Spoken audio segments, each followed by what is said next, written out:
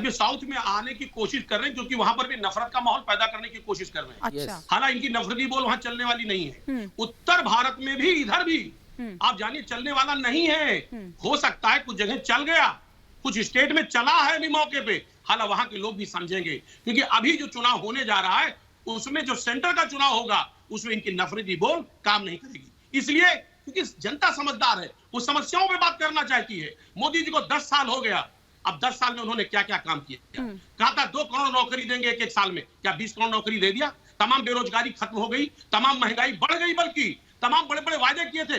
कभी भी बीजेपी अपने कामों पर चर्चा नहीं करती, हमेशा नफरत की बात करेगी, हिंदू मुसलमान पे बात करेगी, मंदिर मस्जिद पे बात करेगी। मैं कह रहा हूँ अरे हम तो काम पे बात कर रहे हैं, विकास में बात काम पर हमारी जनता मुहर लगा रही है, हम परिणाम चुनाव जीत कर आ रहे हैं। काम के आधार पर महिला अपराध, महिलाओं पर अपराध, एनसीआरबी का आंकड़ा बड़े स्तर पर बढ़ गया देश में, उस पर चर्चा नहीं होगा क्या आंकड़े देख पा रहे हैं? भाजपा शासित राज्यों में बच्चेदार सजाएं हो रही है, आप एनसीआरबी का आंकड़ा पढ़ के नहीं आते, देखते नहीं है। बिना देखे बिना पढ़े ऐसे डिबेट पे आना अच्छी बात नहीं है। एक एक करके सर, दो आचार्य जी बैठे हैं, उनसे एक एक रिएक्शन लेंगे। हाँ, ये कहीं ना कहीं आप जानते हैं कि इस देश में नफरत का माहौल पैदा करके आप चुनाव जीतने का प्रयास कर रहे हैं। युवाओं को रोजगार देने में नाकामयाब रहे, महंगाई रोकने में नाकामयाब रहे, विफल हो गए देश में भाईचारा कायम करने में।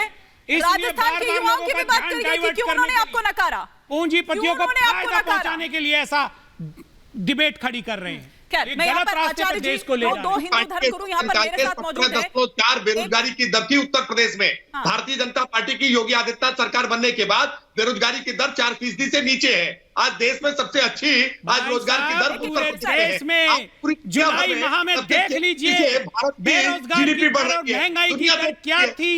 आज भी ग्रामीण बेरोजगारी गोल यहाँ पर जलेबी बनाने लगते हैं, लेकिन आचार्य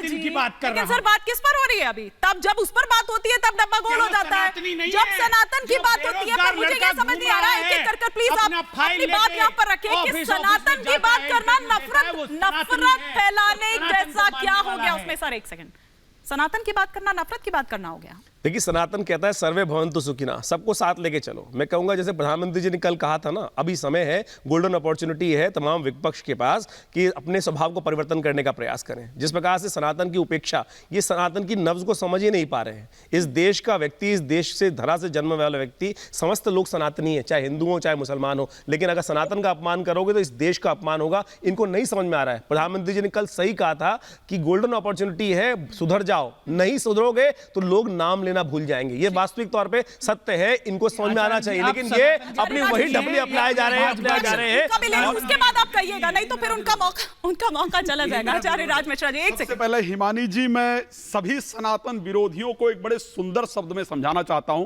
कि सनातनी कौन है और सनातन क्या है। हमने तलवार देखकर सलवार नहीं पहना है, हम वो सनातनी हैं जो मैं आदि पुरुष निर्भयता का वरदान लिए आया भू पर, मैं पीकर सब मर जाते हैं, मैं अमर हुआ विष को पीकर, अधरों की प्यास बुझाई है पीकर मैंने, वह आग प्रखर हो जाती दुनिया भस्म जात जिसको पल भर में ही छूकर। तो अगर सनातनियों का विरोध करेंगे तो आप भस्म हो जाएंगे, इसको आप सोच लीजिए।